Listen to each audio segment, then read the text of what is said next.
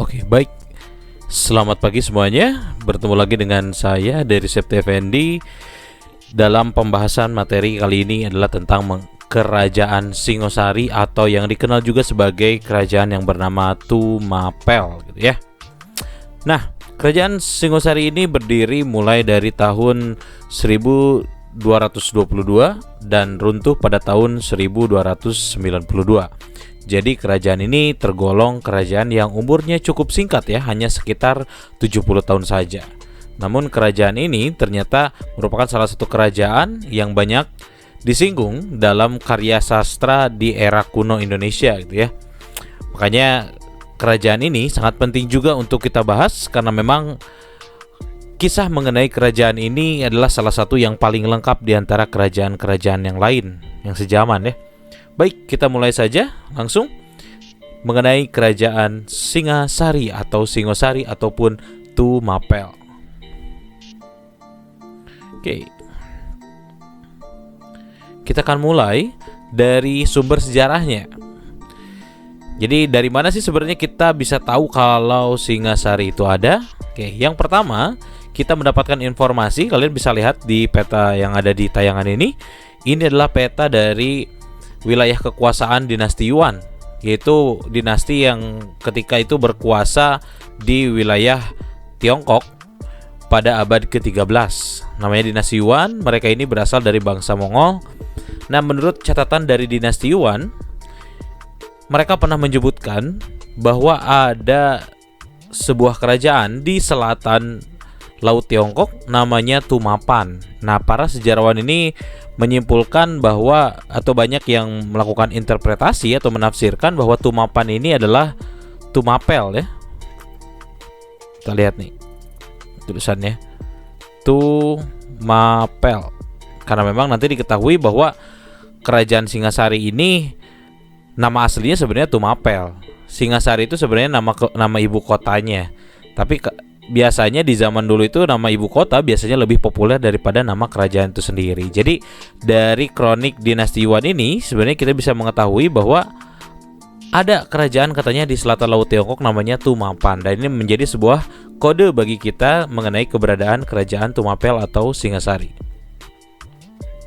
Oke, bukti berikutnya mengenai keberadaan kerajaan Singasari ada yang namanya Kitab Pararaton. Adalah sebuah kitab yang sebenarnya anonim ya, ini tidak diketahui siapa penulisnya, tapi di dalamnya ini ditulis mengenai sejarah kerajaan Singasari sampai dengan kerajaan Majapahit. Dan di sini nanti kita menemukan nama-nama populer seperti Ken Arok, Ken Dedes, kemudian Raden Wijaya dan lain-lain itu di dalam Kitab Pararaton. Kitab Pararaton itu sendiri kalau di dalam bahasa Indonesia itu Pararaton, artinya kisah para raja gitu ya, karena waktu itu tuh disebutnya bukan raja tapi ratu ya.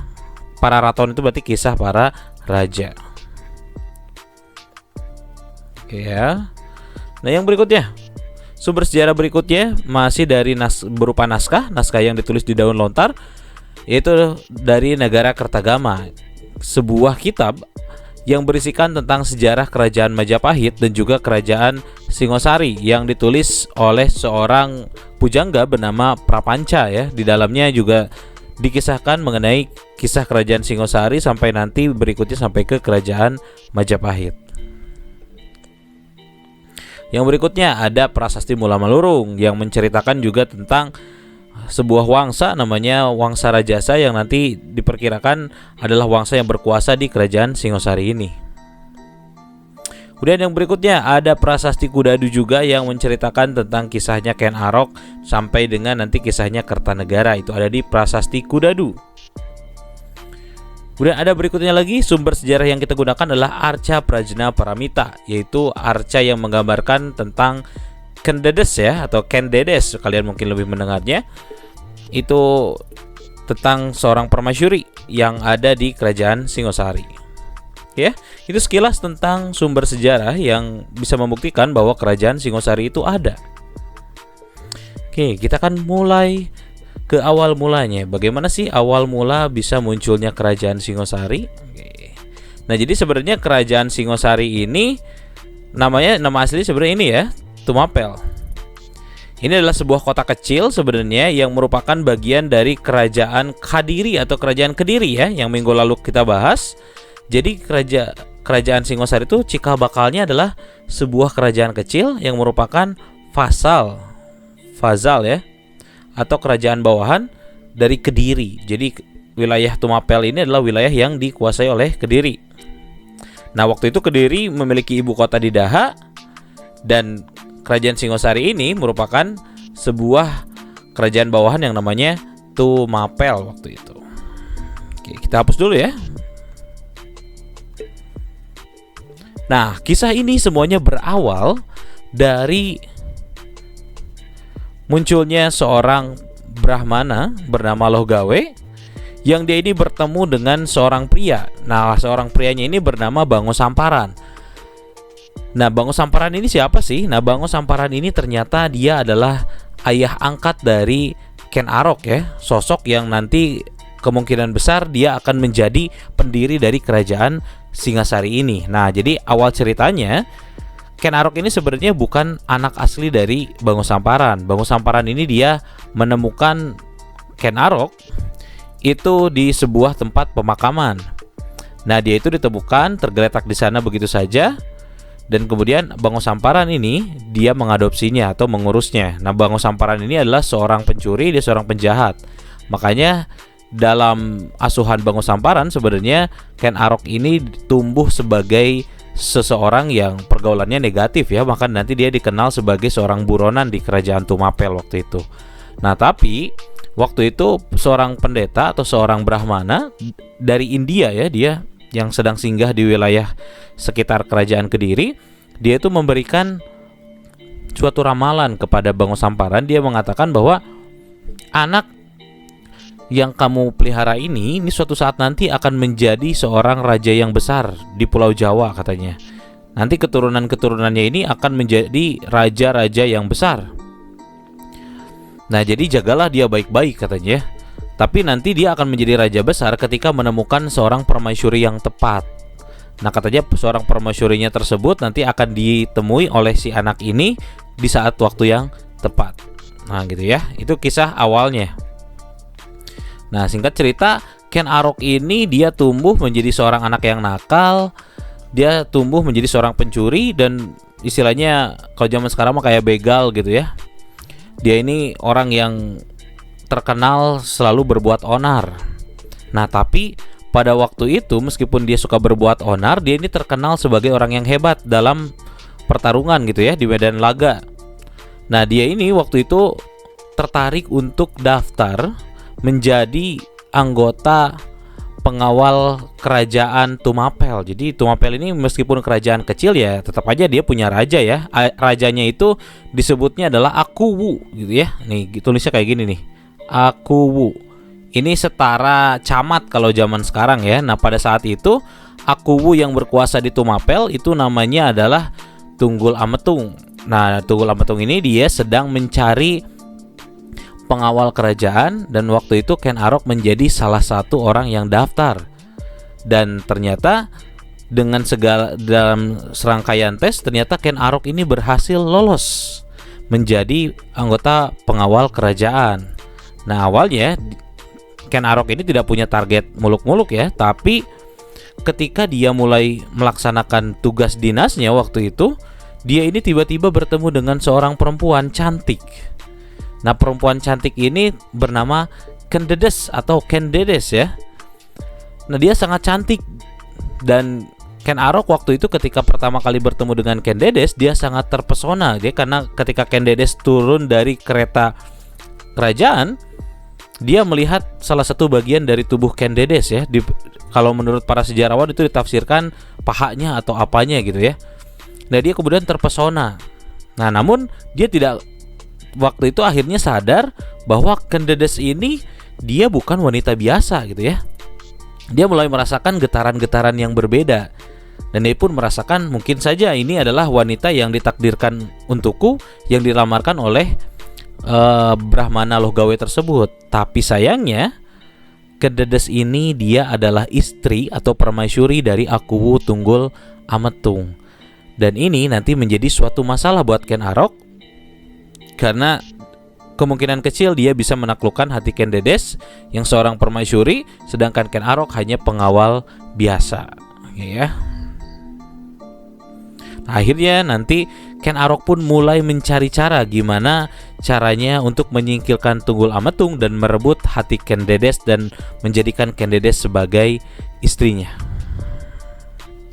Oke, apa yang dilakukan oleh Ken Arok berikutnya? Nah, Ken Arok pada saat itu dia menghubungi seorang yang sakti. Nah, orang yang sakti tersebut ini bernama Empu Gandring. Dia ini adalah orang yang sangat hebat, dan kalau misalnya dia membuat sebuah kerisnya itu pasti ampuh sekali.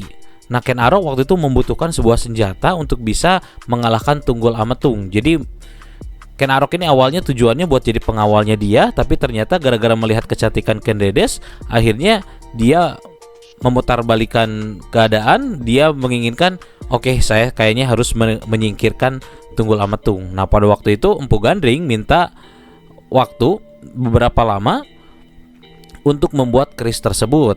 Tapi sayangnya Ken Arok waktu itu tidak sabar, sehingga sebelum waktunya tiba, si keris tersebut ini udah dipaksa sama Ken Arok. Oke, sini Empu, saya ingin menggunakan keris ini secepatnya karena saya sudah ingin membunuh Raja Tunggul Ametung waktu itu. Nah, tapi Empu Gandring ini tetap kekeh karena dia nggak mau kalau keris tersebut belum melewati jangka waktu yang dia tentukan, ini nanti kerisnya justru akan membawa kutukan buat Ken Arok dan keluarganya. Tapi Ken Arok waktu itu tidak percaya dan akhirnya membunuh Empu Gandring. Namun sebelum Empu Gandring ini dia tewas, katanya dia menyumpahi keris tersebut bahwa keris ini akan membawa malapetaka dan akan membunuh 7 orang termasuk dirimu, katanya.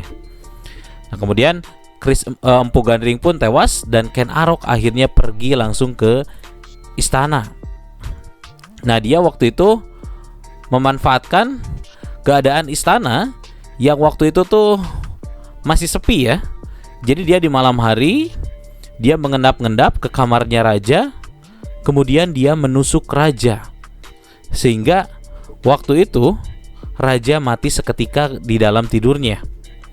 Nah, keesokan harinya semua orang kaget karena melihat raja ini tewas. Nah, ketika mengetahui raja tewas, rakyat Tumapel itu mencari tahu sebenarnya pelaku dari pembunuhan ini siapa. Nah, waktu itu yang tertuduh menjadi pelaku dari terbunuhnya Tunggul Ametung itu namanya adalah Kebo Ijo. Kebo Ijo itu adalah sahabatnya dari Ken Arok.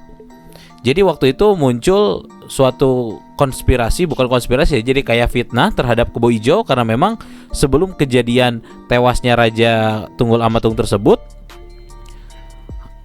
orang-orang yang ada di istana itu pernah melihat Kebo Ijo ini membawa-bawa keris tersebut. Jadi dipamerin ke teman-temannya yang lain. Nah, ternyata usut punya usut, sebelum membunuh Tunggul Ametung, Ken Arok ini sempat memberikan keris tersebut kepada Kebo Ijo. Katanya ini keris spesial buat kamu. Nah, akhirnya Kebo Ijo mamerin ke semuanya dia punya keris baru, sehingga menyebabkan semua orang tahu bahwa keris tersebut milik Kebo Ijo, bukan milik Ken Arok. Dan akhirnya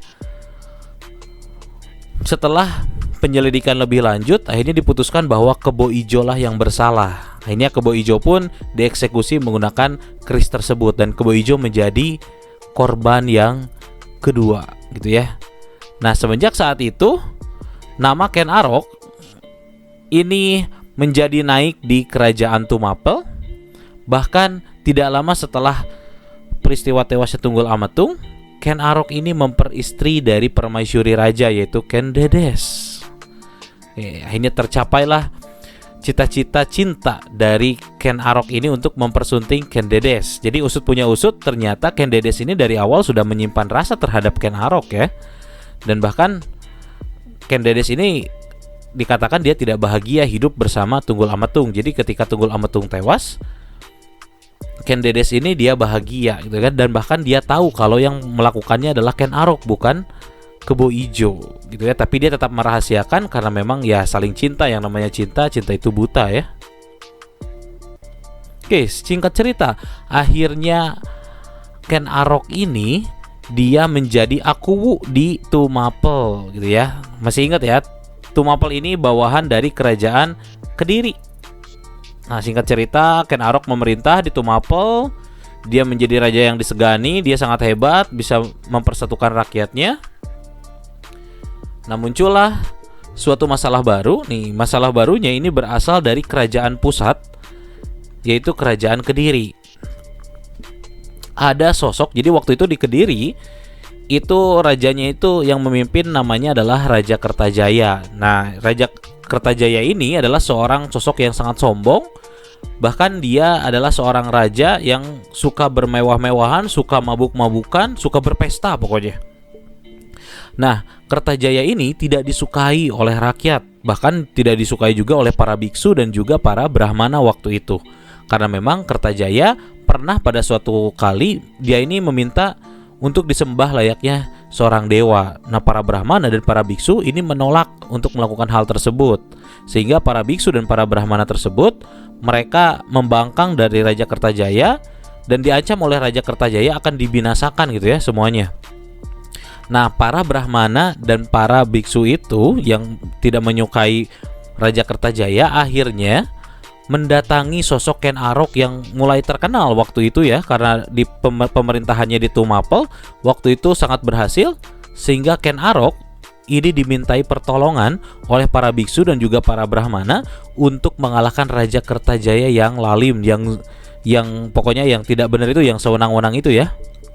Nah, akhirnya Ken Arok menyetujui keinginan dari para brahmana dan para biksu tersebut, hingga akhirnya terjadilah sebuah peperangan yang disebut dengan pertempuran Ganter pada tahun 1222 Masehi. Nah, pertempuran ini sudah dapat ditebak bahwa rakyat Kediri waktu itu kebanyakan sudah tidak mendukung lagi Raja Kertajaya, tapi malah ikut ke dalam pemberontakan yang dilakukan oleh Ken Arok. Nah, singkat cerita, Ken Arok waktu itu berhasil menggulingkan Raja Kediri, dan akhirnya mulai dari sana Ken Arok ini mengambil alih tahta Kediri dan kemudian menganggap Kediri itu sebagai bawahan dari Tumapel gitu ya. Jadi mulai saat ini Tumapel menjadi kerajaan atasannya, Kediri menjadi bawahannya. Jadi kebalik, karena Kedirinya ditaklukkan oleh Tumapel. Nah, pada saat itu juga dia secara resmi menyebut pemerintahannya dia itu sebagai wangsa yang baru atau dinasti yang baru, namanya dinasti Rajasa. Nah, ini adalah silsilah dari Wangsa Rajasa yang didirikan oleh Ken Arok, yang ketika dia jadi raja, dia mengubah namanya menjadi Sri Rangga Rajasa. Nah, dia ini memerintah dari tahun 1222 sampai 1247. Jadi cukup lama ya.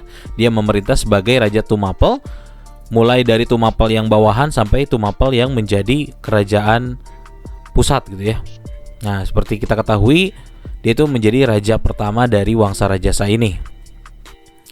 Nah, silsilah ini juga tidak boleh melupakan namanya Ken Dedes, karena Ken Arok waktu itu menikah dengan Ken Dedes. Nah, di saat sebelumnya juga Ken Dedes ini juga merupakan istri dari Tunggul Ametung yang tewas dibunuh oleh Ken Arok. Nah, kita lihat di dalam silsilah ini, raja berikutnya nanti yang akan menggantikan Ken Arok untuk menjadi raja di Singosari atau di raja di Tumapel ini kan pasti anaknya ya.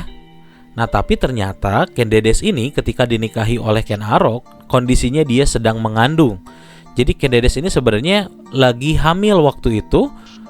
Hamil anaknya siapa? Anaknya Tunggul Ametung. Nah, anaknya itu bernama Anusapati. Tapi semenjak dia lahir, dia tidak mengetahui bahwa Ken Arok itu bukanlah ayahnya gitu ya. Si Anusapati ini taunya ya Ken Arok itu adalah ayah kandungnya sendiri. Meskipun dia mulai merasakan gitu kan, bahwa perlakuan antara dirinya dan juga adiknya yaitu Mahisa Wong Ateling. Mahisa Wong Ateling ini adalah anak Ken Dedes dengan Ken Arok. Ini sedikit berbeda gitu ya. Sehingga pada waktu itu Anusapati itu mencari tahu sebenarnya kenapa sih dia diperlakukan berbeda gitu kan. Sehingga pada saat itu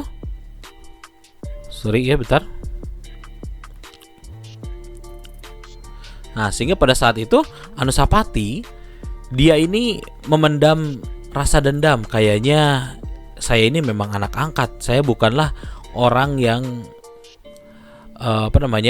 anak kandungnya dari Ken Arok ini gitu kan. mungkin saya anak orang lain. Dan ternyata akhirnya dia nanti tahu bahwa dia ini bukan anaknya Ken Arok, tapi dia adalah anak Tunggul Amatung, yang ternyata akhirnya dia ketahui bahwa yang membunuh Tunggul Amatung itu adalah Ken Arok. Sehingga nanti Anusapati dia ini berusaha untuk menyingkirkan Ken Arok secepat mungkin. Nah, pada waktu itu karena dia ini adalah calon pewaris tahta, jadi tanpa membunuh pun harusnya dia udah jadi raja kedua ya. Tapi waktu itu Anusapati dia meminta kepada seorang pengawalnya. Pengawalnya itu namanya adalah Ki Pengalasan. Nah, Ki Pengalasan ini dia disuruh karena Anusapati ini tahu ada sebuah keris disimpan di kamarnya raja. Nah, Ki Pengalasan ini disuruh buat ngambil keris tersebut dan menyerahkannya ke Anusapati. Nah, seketika pada sore hari ketika Ken Arok ini lagi makan, Ken Arok ini dibunuh dari belakang oleh Anusapati. Namun, pihak istana semuanya tidak mengetahui kalau Anusapati lah yang membunuh Ken Arok. Semua orang menyalahkannya kepada Ki Pengalasan sebagai pengawal. Akhirnya Ki Pengalasan yang dihukum mati. Nah, tak lama kemudian setelah itu Anusapati diangkat menjadi raja yang kedua. Jadi raja yang kedua ini bukan keturunan langsung Ken Arok ya. Jadi sebenarnya meskipun dia ini disebut Wangsa Rajasa, tapi Wangsa Rajasanya yang sebenarnya itu Maesawang Ateleng, dia nggak jadi raja. Kemudian Anusapati ini tidak lama, dia hanya 1 tahun menjadi raja karena dia tiba-tiba ini dibunuh oleh seseorang yang bernama Tohjaya. Tohjaya ini siapa sih? Nah, Tohjaya ini nanti dialah yang bakal jadi raja ketiga di Singasari. Ini siapa lagi sih gitu kan, gak ada hubungannya dari mana-mana. Ternyata Tohjaya ini dia memiliki trah atau keturunan dari Ken Arok juga. Nah, Ken Arok ini ternyata dia sebelum menikah dengan Ken Dedes, dia ini sudah menikah terlebih dahulu dengan seorang perempuan yang dirahasiakan yang namanya adalah Ken Umang. Nah, dari pernikahan Ken Arok dengan Ken Umang inilah lahir sosok yang bernama Tohjaya. Nah, Tohjaya ini setelah dia mengetahui bahwa ayahnya adalah Ken Arok dan kemudian Ken Arok ini dibunuh oleh Anusapati, Tohjaya ini berniat, oke, saya akan membalaskan dendam. Nah, tapi waktu itu Tohjaya pakai cara yang halus. Caranya kayak gimana? Dia datang ke istana, dia memperkenalkan diri bahwa dia adalah orang yang menyukai Anusapati gitu kan. Nah, waktu itu Anusapati ini terkenal raja yang suka sabung ayam. Jadi kalau ada acara adu ayam, jadi adu ayam tuh waktu itu bukan acara biasa ya. Jadi di zaman dulu, di zaman kerajaan-kerajaan, sabung ayam tuh merupakan salah satu tradisi yang biasa dilakukan oleh pihak kerajaan. Nah, waktu itu Tohjaya mengundang Anusapati buat adu ayam. Nah, pada saat adu ayam tersebutlah Anusapati ini dibunuh oleh Tohjaya menggunakan keris yang dari Empu Gandring itu yang direbut dari Anusapati. Akhirnya setelah Anusapati tewas, ini Tohjaya lah yang diangkat menjadi raja karena dia dianggap sebagai tokoh yang tepat gitu ya. Sebenarnya bukan dianggap sebagai tokoh yang tepat karena dia mengambil alih. Tapi rakyat waktu itu diam saja, meskipun mereka sebenarnya nggak setuju Tohjaya jadi raja karena memang dia adalah anak selir, bukan anak permaisuri. Nah, waktu itu Tohjaya akhirnya menjadi raja. Setelah dia menjadi raja selama 2 tahun, pemerintahannya itu kacau sebenarnya ya, karena diwarnai pemberontakan-pemberontakan yang dilakukan oleh keturunan dari Anusapati dan juga Mahisawang Ateleng. Karena menganggap bahwa keturunan Anusapati dan Mahisawang Ateleng ini sebenarnya lebih berhak untuk menjadi raja ketimbang Tohjaya yang hanya keturunan selir. Nah, anak Anusapati itu namanya Wisnuwardana. Anaknya Mahisawang Ateleng namanya Narasingamurti. Nah, mereka berdua ini membentuk sebuah koalisi untuk menyingkirkan Tohjaya dari tampuk pimpinan kerajaan Singasari. Nah, akhirnya terjadilah sebuah serangan terhadap Singasari di mana Raja Tohjaya akhirnya terbunuh. Meskipun terbunuhnya katanya bukan oleh keris tapi oleh tombak salah satu pasukan yang dikirim oleh Narasingamurti dan juga Wisnuwardana. Nah, setelah itu kemudian muncul kebingungan, kira-kira di antara Wisnuwardana dan Narasingamurti siapa yang akan jadi raja. Nah, ternyata pada saat itu dicapai sebuah kesepakatan bahwa pemerintahan yang keempat ini akan dipimpin oleh dua orang raja, yaitu Raja Wisnuwardana dan juga Raja Narasingamurti. Nah, hal ini dilakukan supaya tidak terjadi rasa iri atau merasa ketidakadilan gitu ya. Akhirnya dua-duanya jadi raja. Nah, semenjak saat ini kedamaian bisa dirasakan di kerajaan Singasari, karena dua keluarga keturunan dari Tunggul Ametung dan juga dari keturunan Ken Arok ini bisa hidup berdampingan, sehingga pengganti Raja Wisnuwardana dan Raja Narasingamurti itu berganti tanpa harus ada pertumpahan darah. Nah, raja berikutnya atau raja yang kelima itu adalah Kertanegara. Nah, pada masanya dia, kerajaan Singasari ini mencapai puncak kejayaannya. Nah, anaknya Narasingamurti, Lembutal, dia tidak menjadi raja, tapi dia hanya menjadi penguasa di daerah sekitar Tumapel saja. Nah, banyak sekali sebenarnya yang dilakukan pada masa Raja Kertanegara. Bahkan wilayah Singasari ini bisa meluas keluar dari Pulau Jawa. Jadi wilayah intinya tuh awalnya cuma segini nih, wilayah Singasari itu. Tapi pada masa Raja Kertanegara, Madura itu berhasil digabungkan, Bali berhasil digabungkan, kemudian daerah Sulawesi Selatan, kemudian daerah Maluku itu juga bisa, daerah Kalimantan, daerah Sumatera, kemudian daerah Semenanjung Malaya. Bahkan waktu itu sudah menjalin persekutuan juga dengan Campa gitu ya. Nah, waktu itu juga ada dua ekspedisi terkenal yang dilakukan oleh Raja Kertanegara, yaitu ekspedisi Pamalayu dan juga ekspedisi Pabali. Nah, dua ekspedisi ini dilakukan untuk memperkuat pertahanan dari kerajaan Singasari gitu ya.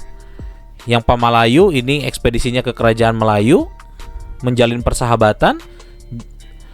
Kalau ke Bali ini ke kerajaan Bali dan untuk menjalin persahabatan juga. Nah, politik dari Raja Kertanegara yang menjalin komunikasi dengan kerajaan-kerajaan di luar pulau ini dikenal dengan istilah Cakrawala Mandala Dwipantara. Nah, jadi ini adalah cikal bakal dari nanti yang munculnya Sumpah Palapa itu ya. Jadi sebelum adanya Sumpah Palapa, sebenarnya Raja Kertanegara ini sudah punya visi ke depan yang ingin mempersatukan Nusantara di dalam satu kepemimpinan gitu ya, yaitu di dalam kepemimpinan Singasari gitu ya waktu itu. Nah, tindakan-tindakan dari Raja Singasari, yaitu Raja Kertanegara tersebut, ini terdengar sampai ke negeri luar ya, bahkan sampai ke Tiongkok. Kaisar dari Tiongkok yang pada saat itu berasal dari dinasti Yuan, namanya Kubilai Khan, dia mendengar tentang kesombongan dan keangkuhan dari Raja Kertanegara yang ingin mempersatukan pulau-pulau yang ada di Nusantara. Karena memang Kubilai Khan ini kan dia berasal dari dinasti Yuan, dia bangsa Mongol yang waktu itu sedang berkuasa di dunia. Jadi bangsa Mongol ini mereka mulai melihat, wah ini kayaknya ada yang mau menyaingi nih. Kayaknya kita harus taklukkan juga mereka gitu kan. Tapi sebelum ditaklukkan, Kubilai Khan itu dia mengirimkan utusan dulu. Utusannya itu bernama Mengki. Dia ini diutus untuk membawa pesan dari Kaisar Kubilai Khan kepada Raja Kertanegara bahwa Kertanegara ini jangan banyak gaya gitu ya. Karena yang terkuat di dunia itu adalah Kekaisaran Mongol atau dinasti Yuan pada saat itu. Nah, waktu itu Kubilai Khan meminta agar Singasari ini mau istilahnya mengeluarkan pernyataan bahwa mereka ini tunduk kepada Kekaisaran Mongol dan juga mereka mau mengirim upeti atau hadiah kepada Kaisar Kubilai Khan. Tapi pada saat itu Raja Kertanegara jangankan mendengarkan apa yang dibicarakan oleh Mengki, dia malah memotong telinga dari Mengki, kemudian menendangnya keluar dari istana. Nah, hal ini nanti yang akan menjadi masalah antara kerajaan Singasari dengan dinasti Yuan. Karena dinasti Yuan itu kerajaan yang besar ya, China aja bisa ditaklukkan gitu kan. Mereka mengincar Singasari, tapi Singasarinya malah melakukan hal-hal yang istilahnya tidak sopan terhadap utusan dari Kaisar Mongol tersebut. Nah, dari sini nanti si Mengki itu pulang. ke Tiongkok dan laporan bahwa dia diperlakukan dengan hina oleh Raja Kertanegara. Nah, nanti tinggal menunggu waktu saja sebenarnya bahwa Kekaisaran Mongol itu nanti akan datang dengan pasukan yang sangat besar ke wilayahnya Singasari. Nah, pada saat itu karena Singasari ini udah mulai sadar bahwa Mongol ini bakal datang atau nanti dikenalnya dengan tentara Tartar, Mongol ini kerajaan Singasari ini kemudian memperkuat lagi apa yang pernah dilakukan dalam ekspedisi Pamalayu. Mereka mengirimkan pasukan-pasukan ke sini. Mereka juga mengirimkan pasukan-pasukan ke sini. Kenapa dikirim pasukannya ini ke daerah yang luar? Ini diharapkan nanti pasukan-pasukan di sini bisa mencegat atau bisa memblokade ketika Mongol nanti datang ke wilayah Nusantara. Jadi sebelum sampai ke wilayah kerajaan Singasari, diharapkan itu nanti tentara-tentara tuh bisa berperang di sini. Jadi sebelum sampai ke Singasari, Mongolnya udah pada mati semua, gitu harapannya ya. Tapi ternyata nanti strategi itulah yang nanti akan justru membawa malapetaka untuk kerajaan Singasari. Karena kenapa? Ketika konsentrasi tentara itu ada di Melayu dan juga di Bali untuk membuat sebuah blokade dan melindungi wilayah Singasari yang inti, ternyata di wilayah Singasari yang inti, di daerah sini, di Tumapel, ini ada tetangga mereka yang sudah pernah mereka taklukkan sebelumnya, yaitu Daha ataupun Kediri. Ini ternyata mereka sudah sejak lama mengincar untuk menyerang balik terhadap kerajaan Singasari. Jadi ketika tentaranya semua ditempatkan di luar pulau, mereka memanfaatkan. Nah, waktu itu ada seseorang yang bernama Jaya Katwang. Jaya Katwang ini dia adalah keturunan dari Raja Kertajaya ya, dia cucunya gitu ya. Dia ini menginginkan kejayaan kembali untuk kerajaan Kediri dan dia punya niat, oke, akan saya taklukkan kerajaan Singosari gitu ya. Pada saat itu Jaya Katwang menyatakan perang terhadap Tumapel yang waktu itu tentaranya lagi pada kosong. Waktu itu serangan dimulai dari utara. Nah, tentara yang ada di ibu kota yang tersisa yang tidak ikut ke dalam ekspedisi Pamalayu dan Pabali, mereka menghadapi dengan kekuatan penuh serangan dari Jaya Katwang tersebut. Namun ternyata Jaya Katwang ini hanya tipuan yang serangan dari utara tersebut. Ternyata yang penuhnya itu nanti dari selatan. Jadi waktu itu di sini sudah terjadi pertempuran, tentaranya penuh di sini. Ternyata ibu kota yang dari pintu selatan ini kosong sehingga waktu itu Kediri bisa langsung mengalahkan kerajaan Singasari dan membunuh Kertanegara. Jadi sebelum kedatangan Mongol, ternyata Kertanegara dan Singasarinya udah runtuh duluan. Runtuhnya oleh siapa? Runtuhnya oleh tetangganya sendiri, yaitu Jaya Katwang dari kerajaan Kediri yang pernah mereka taklukkan gitu ya. Sehingga setelah Kertanegara ini tidak ada lagi penerus dari raja yang berasal dari Wangsa Rajasa. Nah, bergantilah ke Jaya Katwang yang justru dia hanya memerintah selama 1 tahun juga. Karena kenapa? Nanti kita akan ketahui bahwa ketika Jaya Katwang berhasil mengalahkan Singasari dan mengangkat dirinya menjadi Raja Kediri dan membalikan kembali Tumapel jadi kerajaan bawahan, Jaya Katwang ini harus langsung berhadapan dengan serangan bangsa Mongol atau tentara Tartar yang baru datang pada tahun 1293. Nah, mereka ini datang untuk mengadili Raja Kertanegara yang pernah menghina utusan dari Kaisar Kubilai Khan. Nah, seperti kita ketahui kan, Kertanegaranya udah mati ya setahun yang lalu gitu kan. Tentara Mongol ketika datang ke sini, mereka itu ketemunya sama Jaya Katwang. Dan mereka menganggap bahwa oh ini ternyata Raja Kertanegara tersebut, sehingga akhirnya tentara Mongol ini menyerang Kediri dan juga membunuh Jaya Katwang. Akhirnya waktu itu kerajaan Mongol, Kekaisaran Mongol berhasil mengalahkan mengalahkan kerajaan Kediri. Nah, singkat ceritanya kayak gitu ya. Jadi kerajaan Singasari itu runtuhnya bukan sama Mongol tapi runtuh karena adanya serangan dari Kediri ya. Oke, materi kita hari ini tentang kerajaan Singasari sudah selesai. Nanti akan ada tugas yang harus kalian kerjakan di aplikasi sekolah. Terima kasih, semangat pagi, Semak 2 bisa.